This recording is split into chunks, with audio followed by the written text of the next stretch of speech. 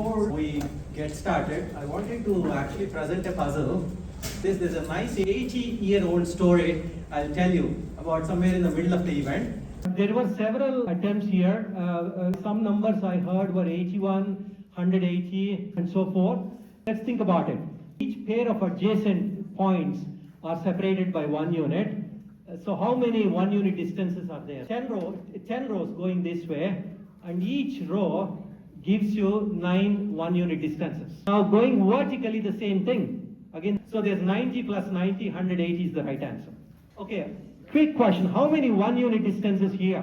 99. Now, why did we get more 1 unit distances in the previous arrangement than this arrangement? If you see that straight line arrangement, each point contributes only one 1 unit distance, right? Whereas here, each point gives you two 1 unit distances. So on average, you get double the number of 1 unit distances, correct? So can we do better? So here is the idea. Let's imagine this point. You skip the middle 4 points, you go to that point. So you have a distance of 5 units. The real problem, the real story I'm going to tell you about in a minute, it's really with not just 100 points, with 1,000,000 points. If I give you 1,000,000 points, how many 1 unit distances you can make? And it so happens that if I choose my distance appropriately, rather than 5, I choose some number appropriately, I can come up with neighbors that are not just 12.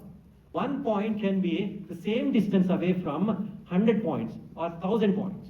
That gives you so many same unit distance away pairs. Okay, why do we care about all this? Well, it so happens that this problem was posed by this famous mathematician called Paul Erdős in 1946. And this was the technique that he suggested 80 years ago to solve this problem. And he conjectured with the appropriate distance, not 5, but the appropriate distance, that's the best idea you could to come up with the maximum number of distances.